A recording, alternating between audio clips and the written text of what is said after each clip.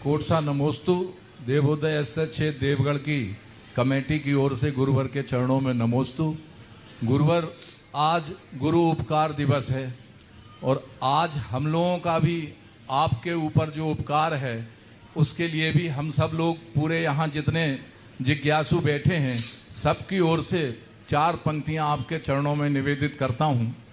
हे मुनियों के सिरमौर, हे मुनियों के सिरमौर सदा मन भावन हो, हे मुनिचर्या सम्राट सशक्त सुहावन हो, और बदले में स्वर्ग मिले तो ठुकरा दूं मैं, आपकी धूल स्वर्ग से पावन है, आपके चरणों की धूल स्वर्ग से पावन है, आपके चरणों की धूल स्वर्ग से पावन। गुरुदेव, आज उपकार दिवस पर हम सब अभी पिछले भाद्रपद में कभी इतनी बाढ़ नहीं आती थी देश में, कभी इतनी वर्षा नहीं होती थी देश में।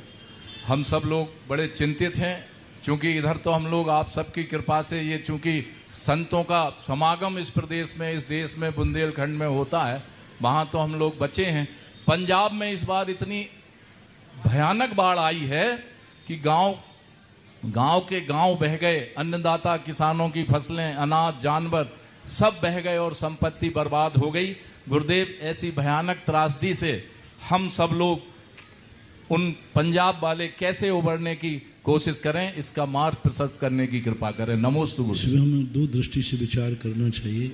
एक और, जब भी कोई हमारे जीवन में दुख आता है, जब भी हमारे ऊपर प्राकृतिक आपदा आती है, जब भी हमारा कर्म विपरीत होता है, उस समय हमें अपनी गलती पर सोचना चाहिए, कहीं हमसे भूल हो गई, कहीं हमसे गलती हो गई, क्योंकि ये प्रकृति पुण्य और पाप के तबले पर नृत्य करती है। पुण्य और पाप के तबले पर प्रकृति नृत्य करती है। जब हम पुण्य का तबला बजाते हैं तो यह प्रकृति पुण्यमय हो जाती है। जब हम पाप का तबला बजाते हैं तो पृथ्वी सृष्टि पापमय हो जाती है। तो हमें ये सोचना है, कहीं हमारे द्वारा पाप का तबला तो नहीं बच गया, कहीं कोई चूक तो ऐसी नहीं हो रही जो ऐसा प्रकृति कहर रह रही है।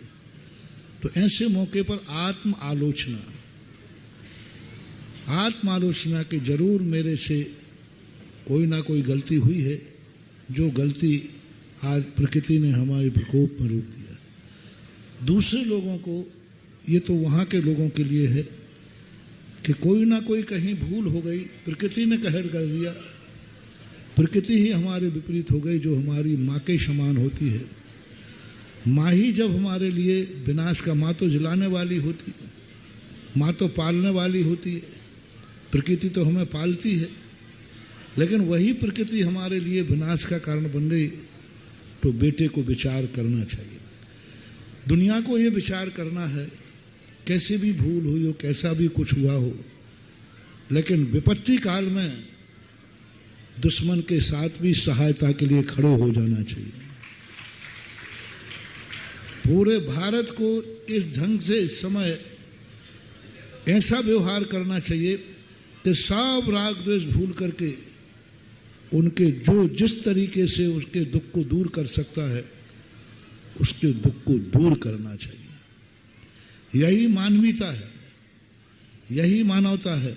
इसका सबसे बड़ा प्रमाण पत्र हम देते हैं सुषेण वैद्य का।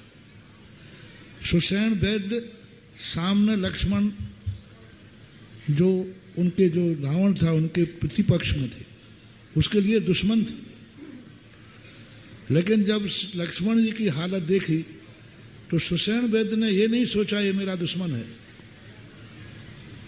मेरा दुश्मन है, मरे तो मरे, जिए तो, ये विचार नहीं किया। उस समय सुषेण वैद्य ने कहा, इस समय लक्ष्मण तकलीफ में, पूरा श्री रामचंद्र जी तकलीफ में, सब तकलीफ में है।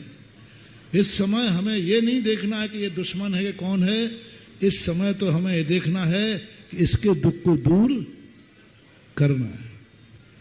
बस वो सुषेण वैद्य जैसी बात ला करके हर व्यक्ति को कोई मन से भावना भावे कि हे भगवान, पंजाब के लोगों पर जो संकट आया है वो संकट दूर हो। जो भगवान पर विश्वास रखते हैं भगवान से प्रार्थना करें, एक श्रीफल ले जा करके, हे भगवान, पंजाब के लोगों का दुख दूर हो। जो शांति धारा कराना चाहें शांति धारा करेंगे, हे भगवान वहाँ शांति हो। बताते कि अभी भी वहाँ पर प्रकोप की स्थिति लगातार बनी है, तो आप शांति धारा करके उसकी शांति कर सकते। साधु संत लोग भी सद्भावना के लिए कर सकते, सबका दुख दूर हो। साधु संत भी हम लोग कर रहे हैं। जिस दिन से पेपर में सुना, हम लोग भी वहाँ सद्भावना है, अपनी भावना।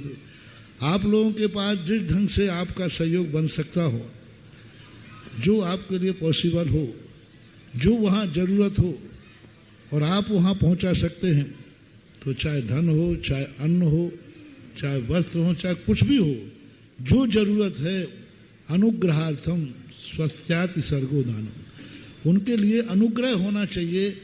वह हर चीज, भारत का हर व्यक्ति इस समय सारे विकल्प छोड़ करके मानवीयता पे आ जाना है कि हमें सामने वाले का दुख दूर करना है, मन से, वचन से, काय से, तन से, धन से, जैसे भी। यही हमारे सबके लिए प्रेरणा है, निर्देशन है, भावना है, आशीर्वाद है। और उन पंजाब के लोगों के लिए भी मेरा बहुत बहुत आशीर्वाद।